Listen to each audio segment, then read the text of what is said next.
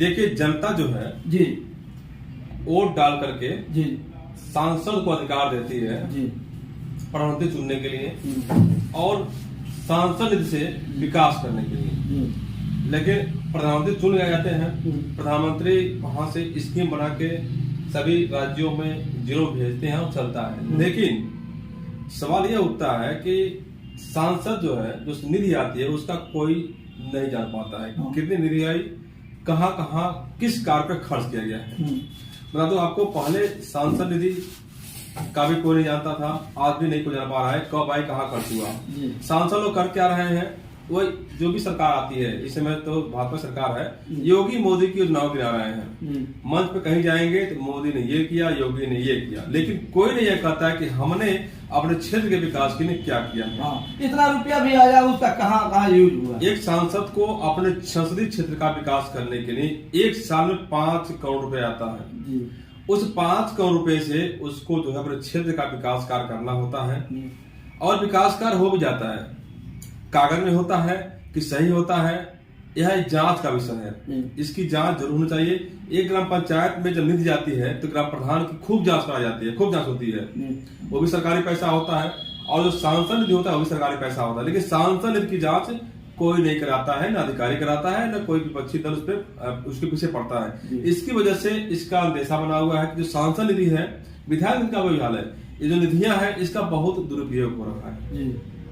जो पुल पुलिया बन रहा है, एक पुल पुलिया अगर सही से देखा जाए तो 3, 4, 5 लाख में बन जाती है, लेकिन उसका एस्टिमेट जो बनता है 12 लाख 14 लाख रुपए बना जाता है। और पुल पुलिया को देखेंगे तो कई जगह औचित्यहीन बना जाता है। मैंने एक विधायक को देखा है, उसकी पूरी निधि केवल पुल पुलिया पर खर्च हुई है, पूरी निधि कहीं और नहीं खर्च किया है, कोई और विकास कार्य नहीं, किसी जनहित में खर्च नहीं, केवल पुल पुलिया। वो पुल पुलिया बना भी है कि नहीं बना है, कहाँ बना है, यह भी एक सवाल है।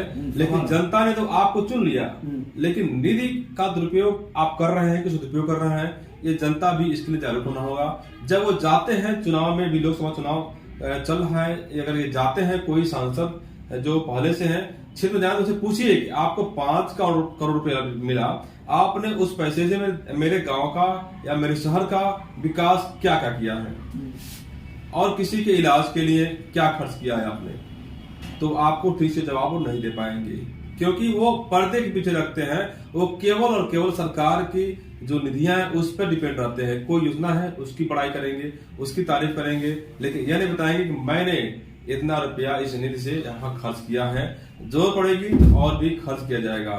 तो यही सब है, निधियां जो है छिपाते हैं लोग, नहीं छिपाना चाहिए, इसमें पारदर्शिता होनी चाहिए। और मेरा मानना है कि जैसे वोटर लिस्ट का प्रकाशन होता है, जैसे किसी वैकेंसी कोई निकलती है तो उसका पूरा मेरिट बनता है, कोई धनराशि पूरे प्रेस में जारी होती है तो उसका लिस्ट बनता है कि राज्य में कितना खर्च गया है। उस प्रकार से जो सांसद है और विधायक निधि है उसकी भी लिस्टिंग होनी चाहिए, और वो जो है कोई विशेष स्थितियों पे, अवसरों पे उसको सार्वजनिक करना चाहिए, कोई ऐसे जगह या किसी साइट पे डालना चाहिए पब्लिक के लिए, पब्लिक जान सके जो जिसको उसने वोट दिया है वो सांसद निधि या विधायक निधि करके कहाँ कहाँ खर्च कर रहा है, कौन सा पुलिया कहाँ बनवा रहा है, कौन सी कार्यदायी संस्था है।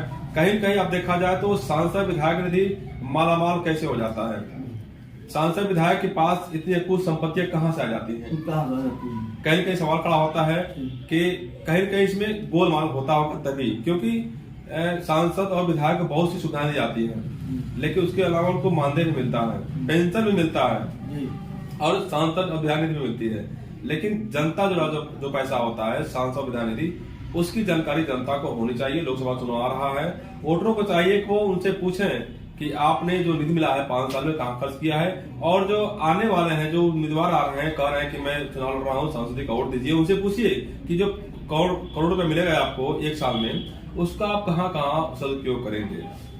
तो कहीं कहीं जैसे कि सबकी जांच होती है, सांसद विधायक की भी जांच होनी चाहिए, उसकी निधियों की जांच होनी चाहिए, सत्यापन होना चाहिए। अधिकारी भी खामोश रहता है, क्या करे, वो जनप्रतिनिधि है, कुछ बोलेगा तो उनको धमकी मिलेगी, कुछ बोलेगा तो फिर उनको दबाव बनाया जाएगा।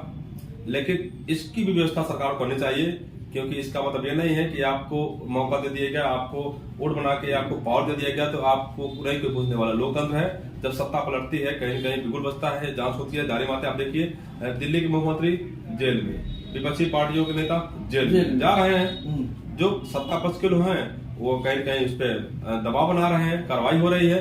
वही हाल होगा जब सत्ता बदलेगी तो कहीं न कहीं सांसद विधायक की भी जांच होगी, चाहे पक्ष का हो विपक्ष को हो। अवसर आता है, समय आता है, समय आने से पहले कुछ नहीं होता, लेकिन जनता को जरूर होना होगा और उनको जो है इनसे सवाल करना होगा। सवाल करने की हिम्मत रखिए, तभी आपका और देश का, क्षेत्र का, गांव का विकास हो सकता है।